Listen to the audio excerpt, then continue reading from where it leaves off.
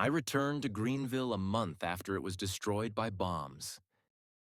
I stood at the edge of the old road, looking at what was left of it. It had been a small and quiet town. There was one main street, a school, a church, a bakery, and a park with a big oak tree. I grew up here. I learned to ride a bike on that main street. People said the war was over. The guns were silent. The planes were gone. But when I came back to see my hometown, it did not feel over at all. Greenville looked like a horror movie. Houses were burned, and roof open to the sky. Streets were covered with dust, bricks, and broken glass. No more shops, no voices, no music, only silence. I held a small leash in my hand. I did not come back for the buildings. I did not come back for memories. I came back for my family dog. His name was Buddy. My mother brought him home from the street 3 years ago. His mother had abandoned him, the poor thing. He was an intelligent dog with long ears and curious eyes. He followed my mother everywhere. He waited by the door when she came home. He slept near the fire in winter and under the table in summer. When the soldiers ordered us to leave Greenville, Buddy ran off. He must have been frightened by all the loud noises. We searched for him, but the bombs were falling on us, so there was no time. We had to leave immediately. Tears ran down Mother's face. I promised her that I'll come back for Buddy. I never stopped thinking about that moment. At first, the war felt far away. People in Greenville heard about it on the radio and read about it in newspapers. The fighting was in other cities, across rivers and mountains. Life went on as normal. The bakery still opened every morning. Children still went to school. On Sundays, the church bell still rang. But slowly, things began to change. Soldiers and tanks passed through the town. The lights were turned off at night. People spoke in quiet voices. Our neighbors left, packing what they could into cars and carts. Others stayed, believing the war would never reach such a small place. One night, the sirens wailed for the first time. People ran from their homes, some barefoot, some holding children, and some praying out loud. The first bombs fell on the edge of town, shaking windows and cracking walls. After that night, the bombing did not stop.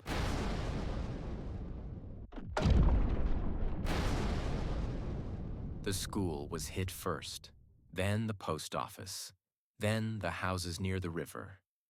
Smoke covered Greenville like a black cloud. People hid in basements and cellars. They shared food and water. They counted the seconds between explosions. Some never made it out. As soon as the roads were clear, the soldiers came and evacuated people from the town. They took us on an old bus to a safe camp far away.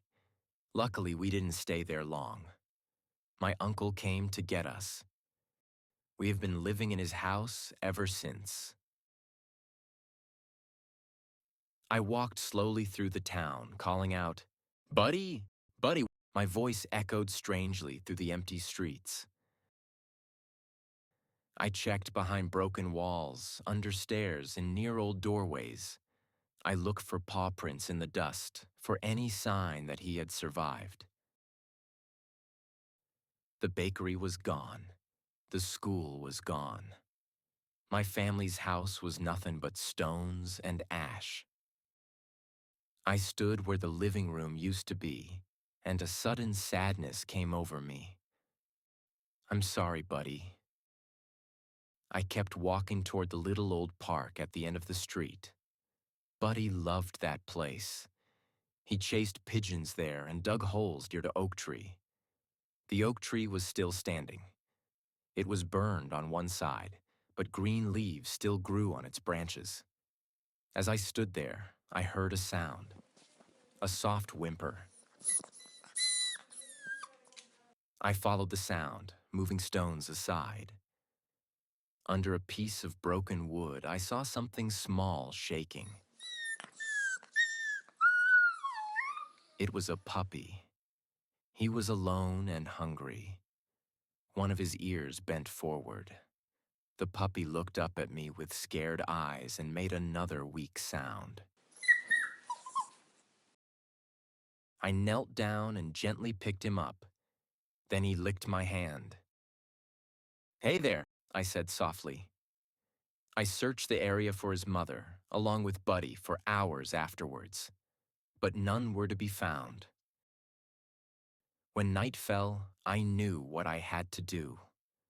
I wrapped the puppy in my jacket and walked back to the truck that I borrowed from my uncle. The town stayed quiet behind me.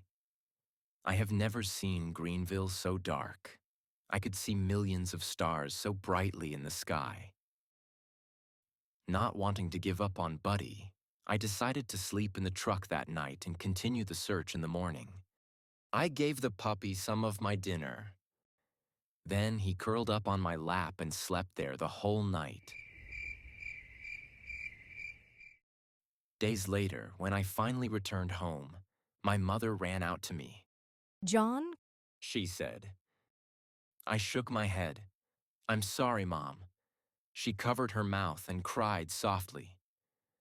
I searched for 3 days. I handed the puppy over to her. I didn't find him, but I found this little guy. She was pleasantly surprised. The puppy wagged his tail. He was all alone underneath the rubble. He was the only sign of life there. "Everything's gone, Mom. The house, the school, the neighbor's house, everything." I stared at the ground.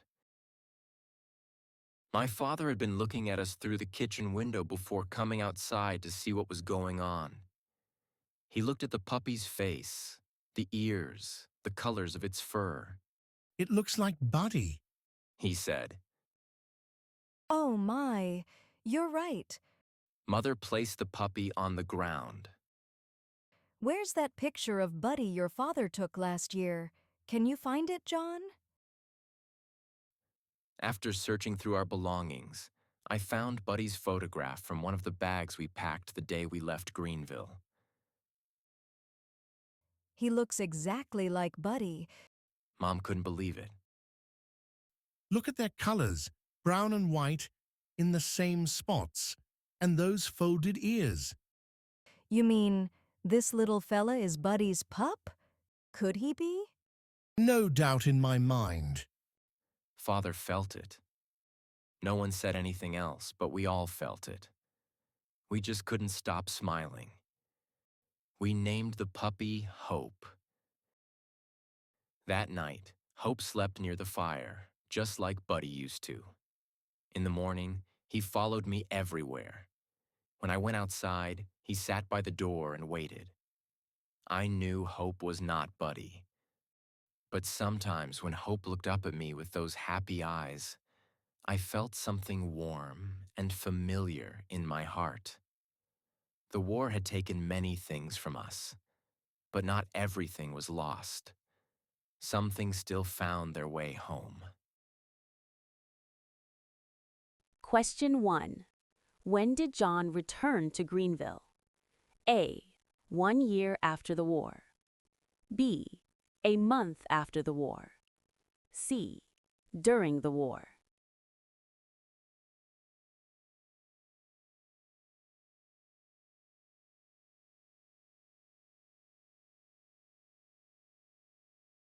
Two. Why did John return to the town? A. To rebuild his house.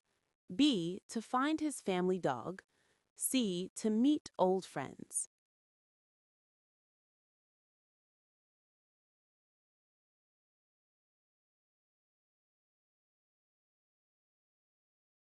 3.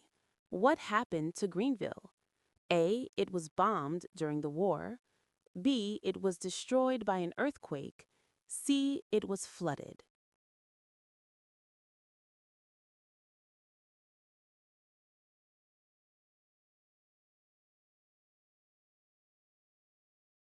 Four. How does the town look when John returns? A. Busy and noisy. B. Completely rebuilt. C. Destroyed and silent.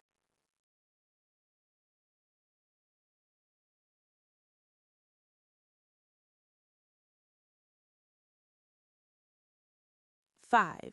What happened to Buddy during the bombing? A. He stayed inside the house. B. He ran away during the chaos. C. He left with the family.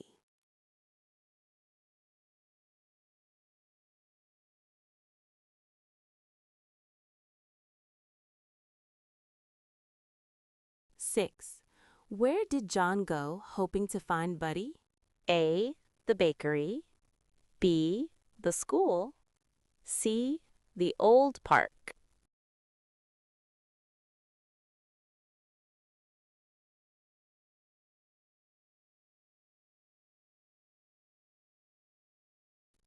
Seven. What sound did John hear near the oak tree? A. A bark. B. A whimper. C. Footsteps.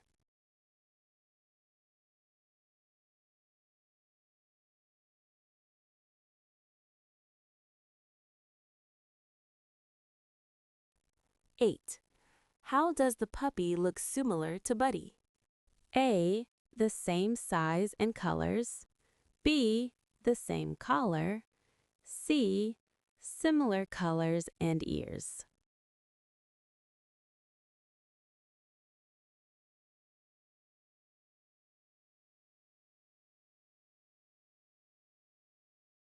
Nine. What did John's parents think about the puppy? A. It belongs to a neighbor. B. It should be given away. C. It might be Buddy's puppy.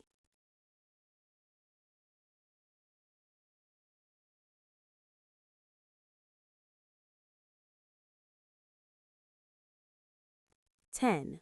What did they name the puppy? A. Hope. B. Shadow. C. Buddy.